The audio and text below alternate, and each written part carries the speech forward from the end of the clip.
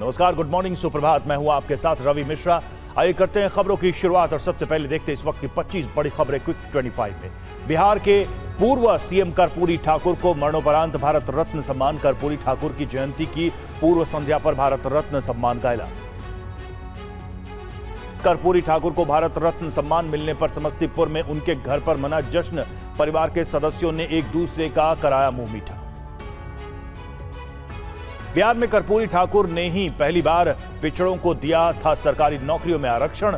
पिछड़ों को 4% और अति पिछड़ों को 8% मिला था आरक्षण।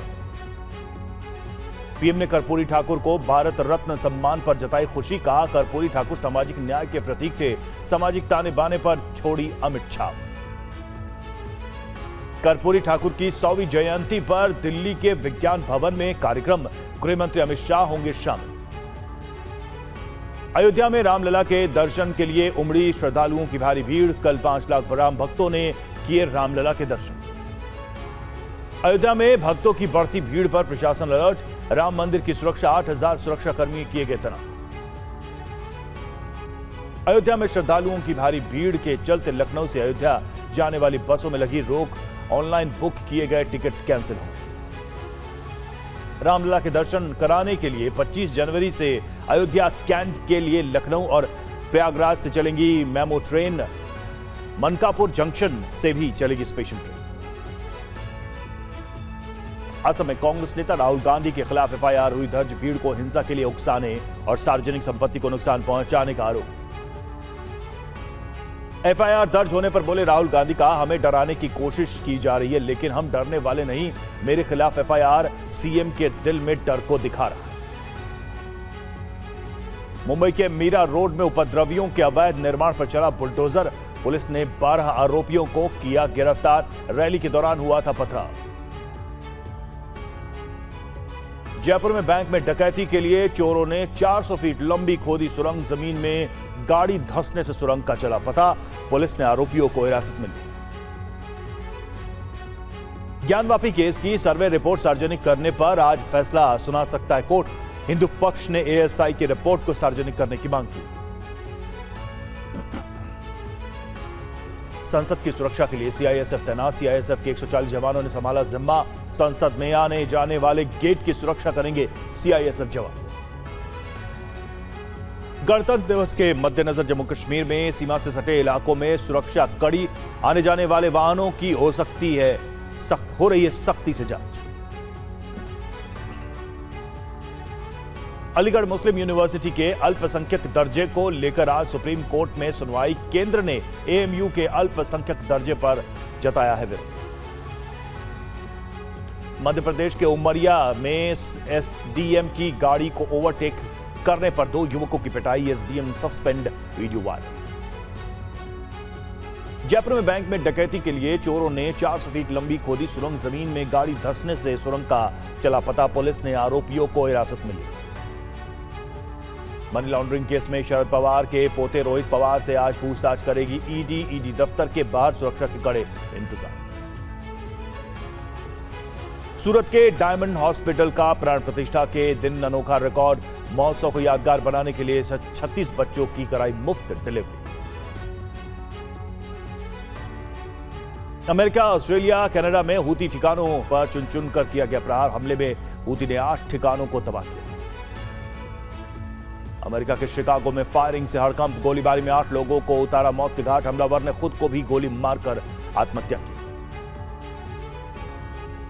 अमेरिका के सैन डिएगो में अचानक आई बाढ़ में कई घर जलमग्न। कई कारें पलटी। सड़कों पर भरा पानी। सैकड़ों पेड़ गिरे। यूक्रेन की 14वीं रेजिमेंट हाइमार्स से रूस पर हमला। रूसी गोला बारूद ट्रकों पर हाइमार्स से किया गया हमला। अटैक में रूस को भारी नुकसान।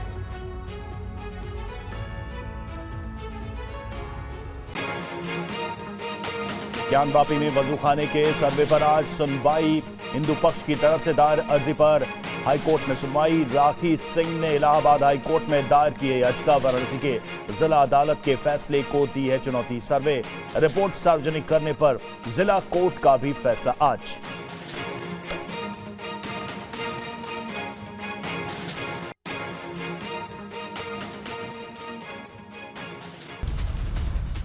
अयोध्या में रामलला के दर्शन का आज दूसरा दिन। आज भी मंदिर के बाहर भारी भीड़ है। कल 5 लाख लोगों ने किए रामलला के दर्शन। सीएम योगी ने अधिकारियों, ट्रस्ट के लोगों के साथ की बैठक। अयोध्या जाने वाली सभी बसें कैंसिल।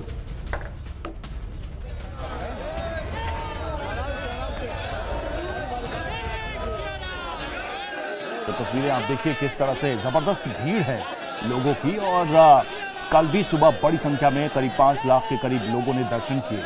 और भीड़ को देखते हुए कुछ व्यवस्थाओं में परिवर्तन किया गया है। आज भी अयोध्या में लोगों की भारी भीड़।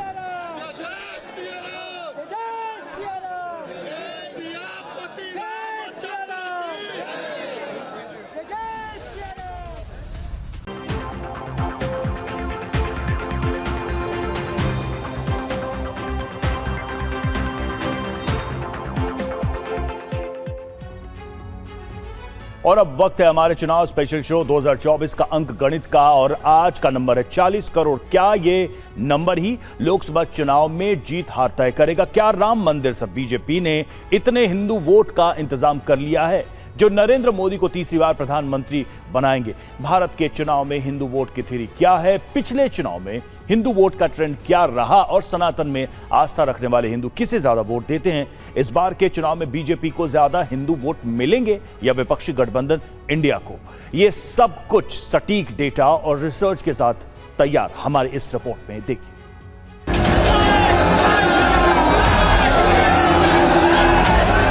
भीड़ संभल नहीं रही है। इतना खुशी है, इतना उत्साह है हम लोग में, जो भीड़ संभल नहीं रहा।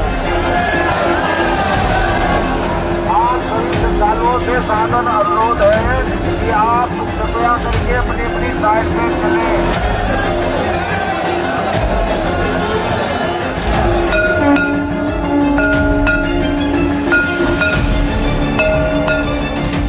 500 साल के सब्र के बाद रामलला अपनी जन्मभूमि पर विराजमान हुए तो दर्शन के लिए भक्त बेसब्र हो गए।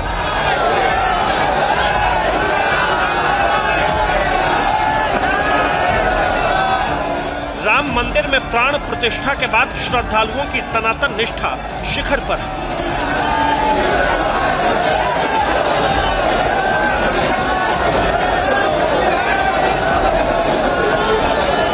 आराध्य के प्रति आराधक की आराधना सवालों से परे होती है, लेकिन देश में लोकसभा चुनाव बहुत करीब है।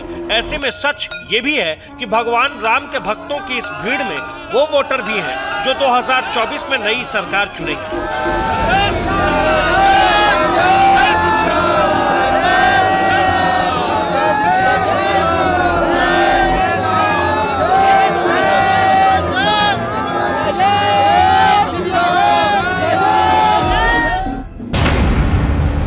इन मतदाताओं में 40 करोड़ का अंक गणित बहुत अहमियत रखता है। ये 40 करोड़ वोटर कौन है, ये कैसे 2024 में हार जीत का गणित तय करेंगे, ये आपको आगे दिखाएंगे।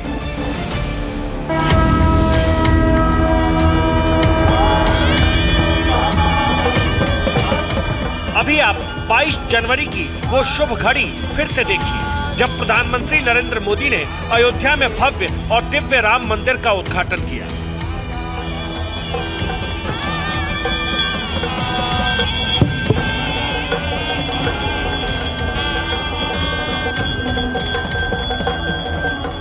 इस मौके पर अयोध्या आने का न्योता हर राजनीतिक दल के प्रमुख को मिला, लेकिन बीजेपी से दूर दिखने की मजबूरी कहिए या फिर कुछ और, विपक्षी दलों के गठबंधन इंडिया के नेताओं ने अयोध्या आने से परहेज किया। हालांकि कुछ नेताओं ने अपने अपने हिसाब से राम मंदिर के शुभारंभ का जश्न जरूर मनाया।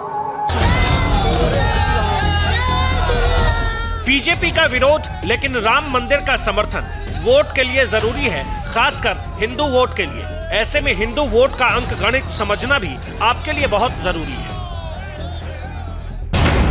2024 में भारत में कुल मतदाता होंगे करीब 100 करोड़। इनमें से 80% हिंदू हैं। इस तरह से हिंदू वोटर होंगे 80 करोड़।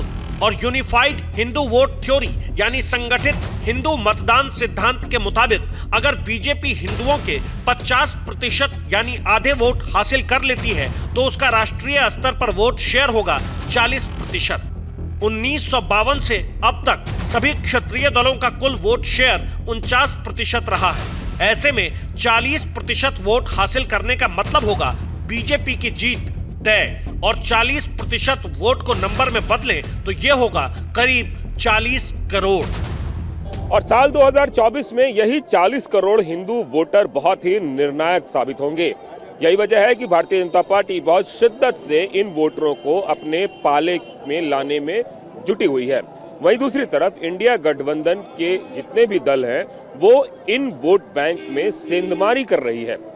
और आपको जानकर हैरानी होगी कि एक तरफ जहां प्राण प्रतिष्ठा कार्यक्रम का निमंत्रण मिलने के बावजूद बहुत सारे विरोधी दल यहां पे नहीं आए अयोध्या में, बावजूद इसके इन्हीं दलों ने अपने अपने तरीके से अपने अपने इलाकों में प्राण प्रतिष्ठा कार्यक्रम का उत्सव मनाया और एक मैसेज देने की कोशिश की। कांग्रेस नेता राहुल गांधी ने असम के नगांव में असमिया संत श्रीमंत शंकर देव की जन्मस्थली बताद्रवा सत्र मंदिर में जाने की नाकाम कोशिश की।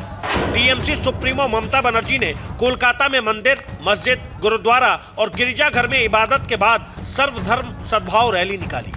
आम आदमी पार्टी के संयोजक अरविंद केजरीवाल ने दिल्ली के अलग अलग इलाकों में भंडारे में हिस्सा लिया, तो उनके मंत्रियों ने सुंदरकांड और पूजा पाठ में।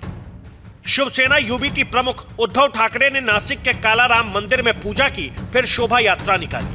ओडिशा में बीजेडी प्रमुख और राज्य के मुख्यमंत्री नवीन पटनायक ने टेलीविजन पर राम मंदिर प्राण प्रतिष्ठा का समारोह देखा। लेकिन सबसे बड़ा सवाल तो ये कि क्या राम मंदिर हिंदू वोट की वाकई गारंटी है? हिंदी पट्टी के 3 राज्यों के हालिया चुनावों में राम मंदिर कितना बड़ा मुद्दा था, आपको इसका अंकगणित भी दिखाएंगे। अभी आप अयोध्या में प्रधानमंत्री नरेंद्र मोदी के संबोधन का एक बहुत अहम हिस्सा सुनिए। मां सबरी तो कब से कहती थी राम आएंगे।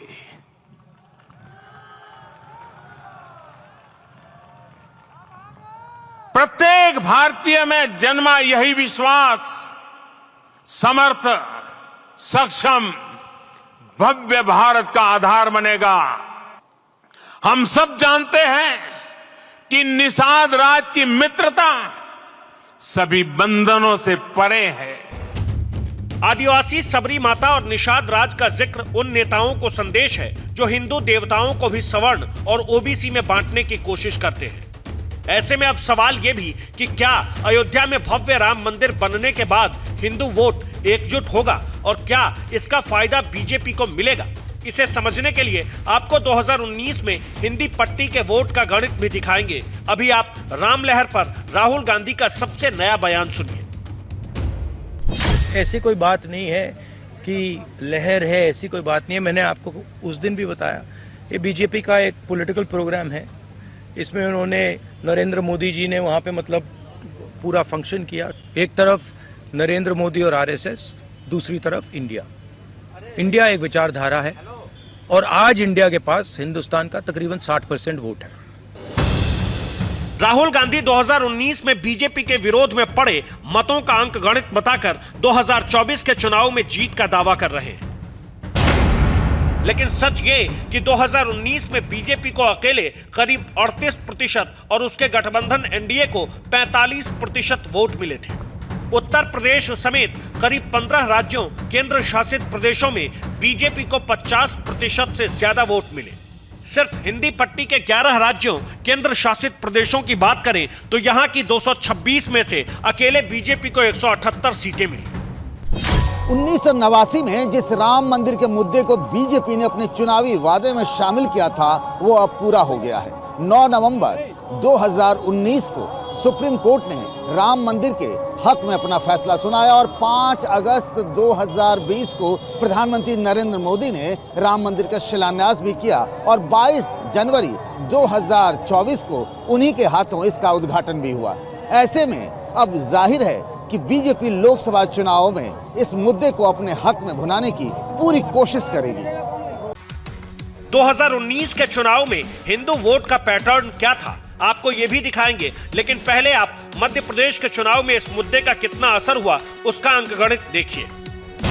सीएसडीएस लोक नीति के मुताबिक मध्य प्रदेश के 44% लोगों ने राम मंदिर को बहुत अहम मुद्दा बताया, तो 22% ने इसे कुछ हद तक अहम बताया, जबकि 12% ने राम मुद्दे को कुछ ज्यादा अहम नहीं माना।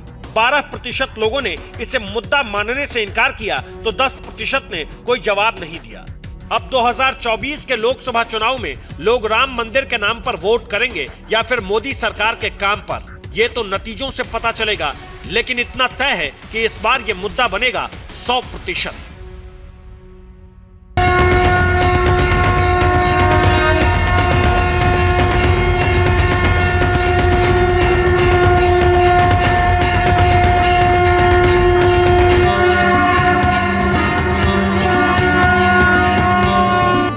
अयोध्या में दिव्य और भव्य राम मंदिर बनकर तैयार हो गया है। राजनीतिक पंडितों की माने तो इसका सबसे ज्यादा असर आगामी लोकसभा चुनाव में उत्तर प्रदेश में पड़ने वाला है। अगर लोकसभा चुनाव की दृष्टि से देखें तो उत्तर प्रदेश में 80 सीटें हैं। पिछले 2019 के लोकसभा चुनाव में भारतीय जनता पार्टी अपना दल के साथ मिलकर 64 सीटें हासिल की थी, जबकि 2014 की बात करें तो इसमें से 9 सीटें भारतीय जनता पार्टी को कम मिली थी। राम मंदिर बनने के बाद इस बात के कयास लगाए जा रहे हैं कि भारतीय जनता पार्टी अपने पुराने रिकॉर्ड से इतर और बढ़िया प्रदर्शन कर सकती है।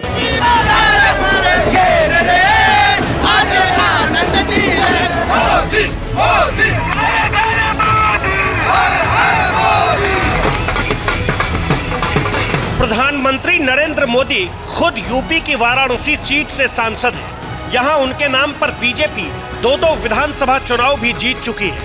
और अगर यूपी में हिंदू वोट का अंक गणित देखें तो 2022 में बीजेपी को 54% हिंदू वोट मिले, जो 2017 से 7% ज्यादा थे।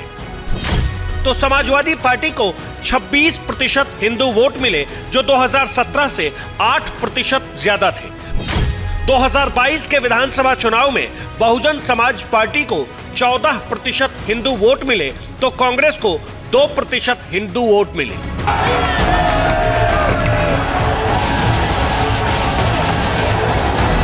2024 के सबसे नए सर्वे के मुताबिक ज्यादा धार्मिक और पूजा पाठ करने वाले हिंदुओं का रुझान बीजेपी के प्रति लगातार बढ़ रहा है। ऐसे में विपक्षी दलों का गठबंधन इंडिया भी हिंदू वोट के लिए तरह तरह की कोशिशों में जुटा है। मसलन राहुल गांधी न्याय यात्रा में मंदिर यात्रा भी कर रहे हैं, तो ममता बनर्जी काली पूजा करती दिख रही हैं। ये 22 जनवरी की तस्वीर है, जिस वक्त अयोध्या में पीएम मोदी राम मंदिर के प्राण प्रतिष्ठा अनुष्ठान में शामिल थे। उसी वक्त पश्चिम बंगाल के मुख्यमंत्री ममता बनर्जी कोलकाता में सर्वधर्म सद्भाव रैली से पहले काली पूजा कर रही थी। बीजेपी को मदद मत करो। बीजेपी का अगर तुम लोग मदद करोगे कोई, तो अल्लाह का कसम आप लोगों को कोई माफी नहीं करेगा। ये लड़ाई में हम लड़ाई करेंगे, हम लड़ेंगे, हम डरेंगे नहीं। ममता बनर्जी के इस बयान पर बीजेपी की तरफ से कैसी प्रतिक्रिया आई है, आपको वो सुनाएं। उससे पहले पश्चिम बंगाल में हिंदू मुस्लिम वोट का अंक गणित देखिए। पश्चिम बंगाल में 2019 के लोकसभा चुनाव में बीजेपी को 57% हिंदू वोट मिले, तो टीएमसी को 32%। तो वहीं 2021 के विधानसभा चुनाव में बीजेपी को 50% हिंदू वोट मिले, तो टीएमसी को 39%। उन्होंने काफिर शब्द का इस्तेमाल किया, जो अमूमन गैर मुसलमानों के लिए किया जाता है। तो ममता बनर्जी क्या संदेश देना चाह रही थी कि वो सिर्फ और सिर्फ मुस्लिम समाज के वोट पर जीत सकते हैं और हिंदू समाज बंगाल का उनके लिए कोई मायने नहीं रखता। ये कोरी तुष्टीकरण की राजनीति है और बंगाल इसका खामियाजा भुगत रहा है। 22 जनवरी को असम में राहुल गांधी भी नगांव के बताद्रवा सत्र मंदिर में पूजा करना चाहते थे, लेकिन सरकारी अधिकारियों ने उन्हें मंदिर जाने से रोक दिया, जिसके विरोध में राहुल और कांग्रेस कार्यकर्ता धरने पर बैठ गए।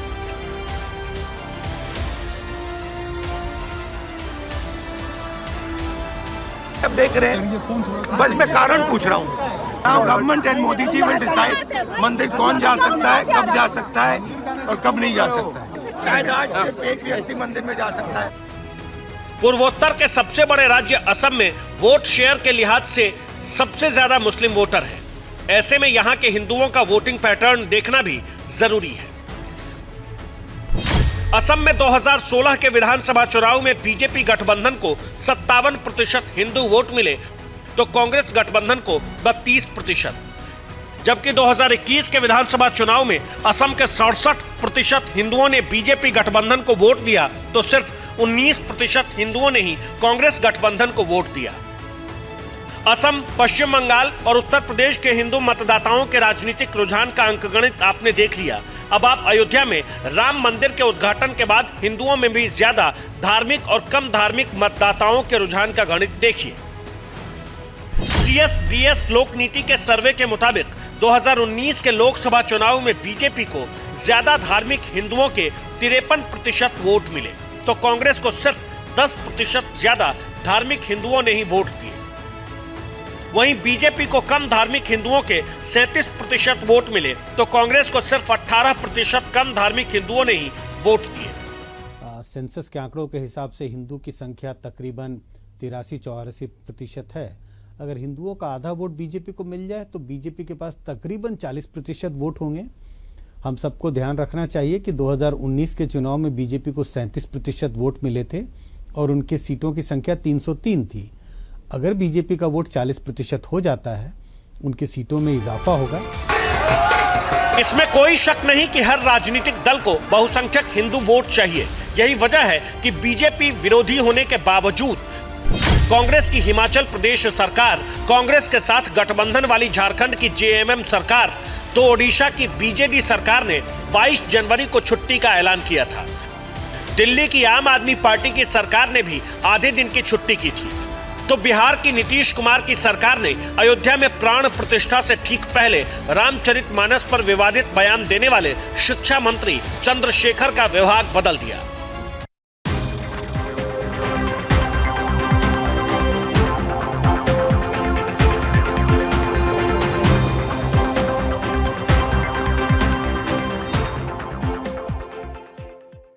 एक बार फिर से स्वागत है आपका। मैं हूं आपके साथ रवि मिश्रा। अयोध्या में रामलला के दर्शन का आज दूसरा दिन है। आज भी मंदिर के बाहर भारी भीड़ है। भक्त यहां पर जमा हुए हैं। भक्तों की लगभग 1 किलोमीटर लंबी लाइन है। कल 5 लाख लोगों ने रामलला के दर्शन किए थे और आज भी भक्तों की काफी तादाद यहां पर है। सीएम योगी ने अधिकारियों, ट्रस्ट के लोगों के साथ बैठक की है। अयोध्या जाने वाली सभी बसें कैंसिल कर दी गई हैं फिलहाल।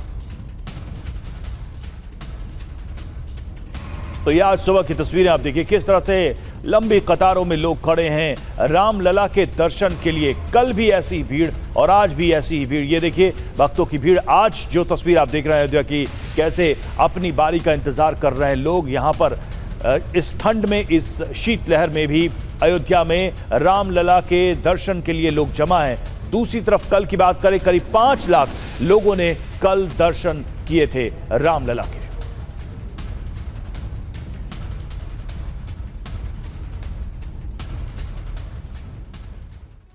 और ये 4 तस्वीरें अब देखिए। रामलला के दर्शन का आज दूसरा दिन है और देखिए भक्तों की भारी भीड़ यहां पर मौजूद है। कल 5 लाख लोगों ने दर्शन किए और ये जो स्थिति बनी है, इतने भक्तों की भीड़ जमा है, इस सब को व्यवस्थित करने के लिए खुद योगी आदित्यनाथ सीएम ने मोर्चा संभाल लिया है और अयोध्या जाने वाली बसों को फिलहाल कैंसिल कर दिया गया है ताकि जो लोग मौजूद हैं इस वक्त अयोध्या में पहले वो दर्शन करके यहां से जा सकें और उसके बाद नए भक्त यहां पर दर्शन के लिए आ सकें।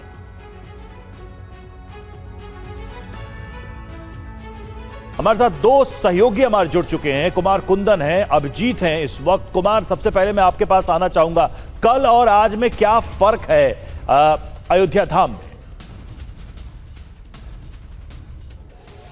रवि, अगर एक शब्दों में बोलूं तो कल भीड़ थी, कल अव्यवस्था थी, आज वो व्यवस्था में तब्दील हो गई है। तस्वीरों के माध्यम से दिखाना चाहूंगा, जितने भक्त हैं उससे बहुत कम ही संख्या में पुलिस बल होंगे। मतलब मैं ये बताना चाहूंगा कि पूरी चीजें व्यवस्थित हो गई है और अब लाइन लगा के बाकायदा देखिए वॉकिंग एक तरीके से दर्शन हो रहा है। आप जा रहे हैं और सीधे दर्शन करके निकल रहे हैं। ये व्यवस्था कल नहीं थी, ये व्यवस्था आज हो गई है। मंदिर के मुख्य जगह पे है और यहाँ 3 लाइनें लगाई गई थी सुबह में। अभी की स्थिति ये है, 1 लाइन खत्म हो गई है और महज 2 लाइन बची हुई है और पुलिस प्रॉपर तरीके से एक एक करके लोगों को लेके जा रही है और उसके बाद दोनों तरफ पुलिस खड़ी हो गई है। जहां लोग जा रहे हैं, एक तरफ बाएं तरफ भी पुलिस है, दाएं तरफ भी पुलिस है और इन दोनों के बीच से भक्तों को गुजारा जा रहा है। तो इससे फायदा ये हो रहा है कि कम से कम कोई लाइन नहीं तोड़ रहा है और कोई भी इधर उधर मूवमेंट नहीं कर रहा है। सिर्फ और सिर्फ दर्शन के लिए लोग अंदर जा रहे हैं। ठंड रवि बहुत ज़्यादा है, बावजूद इसके चूंकि सिस्टम आपने एक सही कर दिया, तो सिस्टम सही करने की वजह से अब लोगों को वो परेशानी या वो तस्वीर नहीं देखने को मिल रही है जो कल यहाँ पे देखने को मिल रही थी और जिस तरीके की परेशानी कल यहाँ पे दिख रही थी। अब आप देखिए कि बड़ी तादाद में, अब मैं थोड़ा दूर लेके जाऊंगा आपको, जो लाइन जिसकी मैं बात कर रहा था, और उस लाइन में जहाँ तक आपको नजर आएगी सिर्फ और सिर्फ लोग ही नजर आएंगे और ये जय श्री राम के नारों के साथ यहाँ पे सारे के सारे लोग हैं। और भैया कितनी देर से लाइन अब दर्शन शुरू हो रहा है? जी सर, कोई दिक्कत तो नहीं हो रही? नहीं कोई दिक्कत नहीं सर, कोई दिक्कत नहीं हो रही बिल्कुल भी।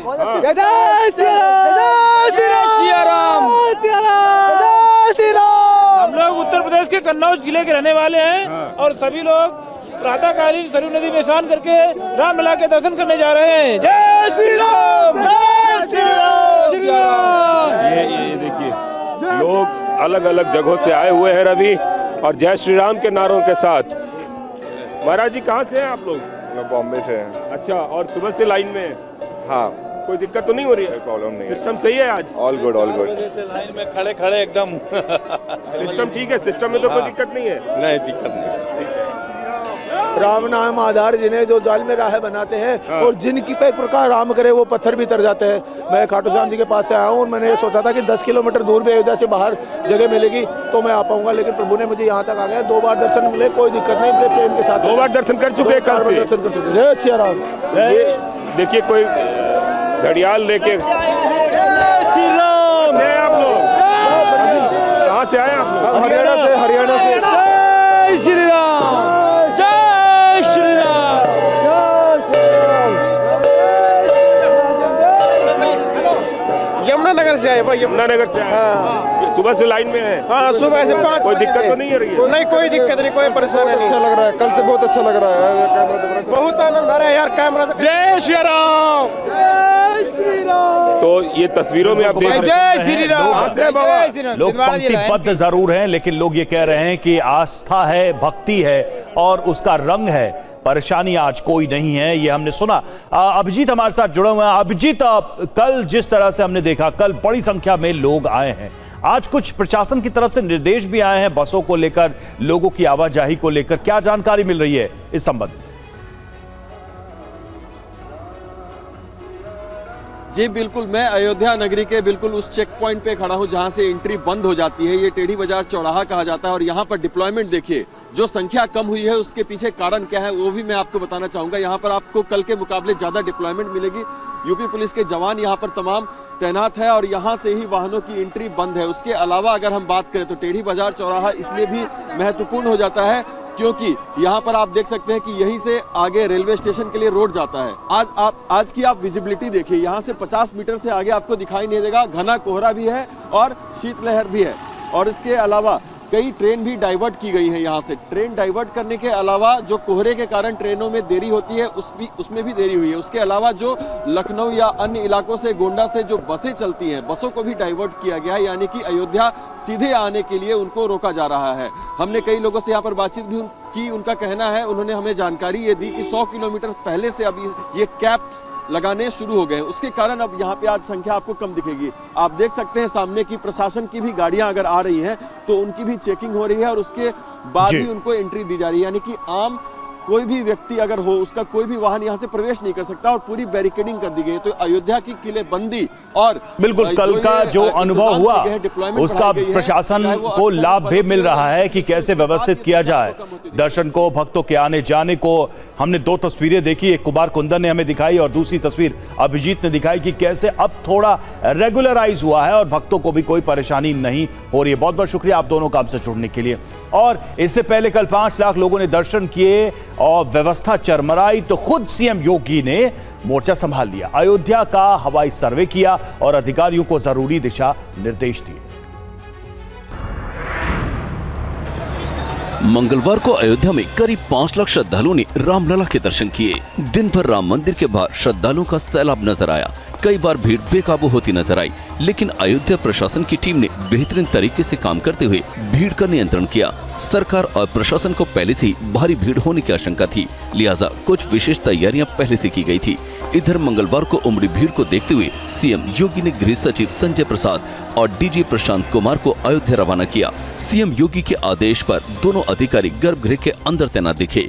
दोपहर होते होते सीएम योगी खुद भी अयोध्या के लिए रवाना हो गए। सीएम योगी ने पहले राम मंदिर क्षेत्र का हवाई सर्वे किया। इसके बाद भीड़ नियंत्रण को लेकर प्रशासनिक अधिकारियों को जरूरी दिशा निर्देश भी दिए। फिलहाल आने वाले दिनों में भी राम मंदिर में भीड़ के कम होने का अनुमान नहीं है। ऐसे में भीड़ नियंत्रण के लिए अयोध्या प्रशासन ने भी कमर कस ली है। अयोध्या में जवानों की तैनाती बढ़ा दी गई है। साथ ही कोशिश की जा रही है कि अयोध्या आने वाले किसी श्रद्धालु को किसी तरह की परेशानी न हो।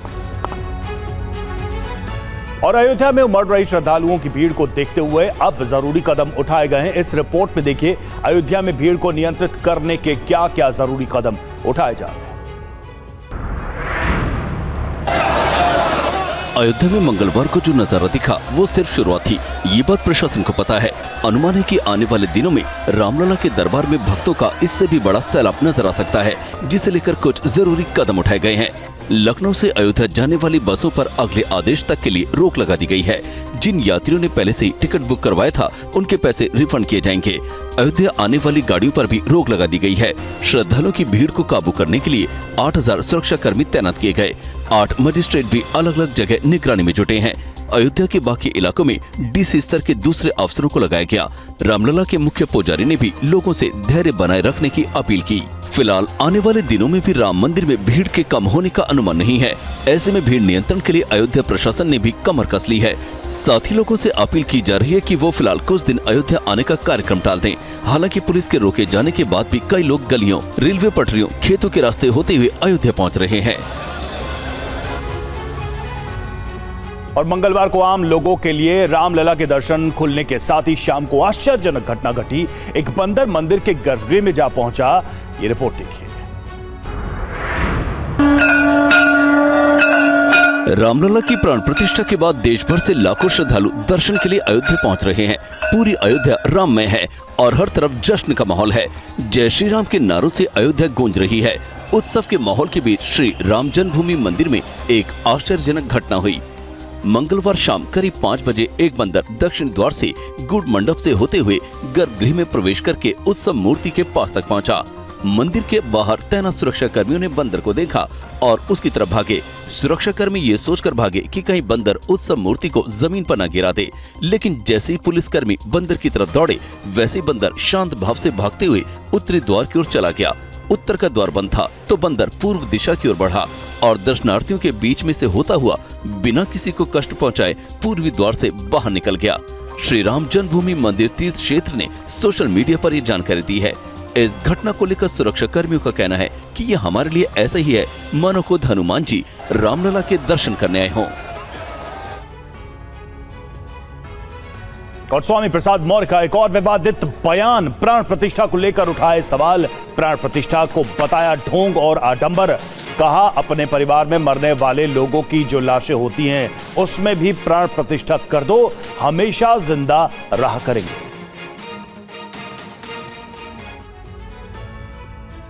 हमारे समाजवादी पार्टी के प्रवक्ता भी बैठे डिबेट में भागी। उन्होंने कहा संत जी तो अच्छा है, अपने परिवार में मरने वाले लोगों की जो लाशें होती हैं उसमें भी प्राण प्रतिष्ठा कर दो, हमेशा जिंदा रहा करेंगे, कभी मरने ही नहीं, अमर हो जाएंगे। तो अगर प्राण प्रतिष्ठा करने से पत्थर सजीव हो जाता है, प्राण प्रतिष्ठा करने से तो मुर्दा क्यों नहीं चल सकता है? ये सोच है। यहां पर पाखंड है, ढोंग है, आडंबर है। और वैसे भी जो खुद भगवान है, जो सबका कल्याण करता है, हम इंसान की क्या हैसियत कि उसको हम प्राण प्रतिष्ठा करें?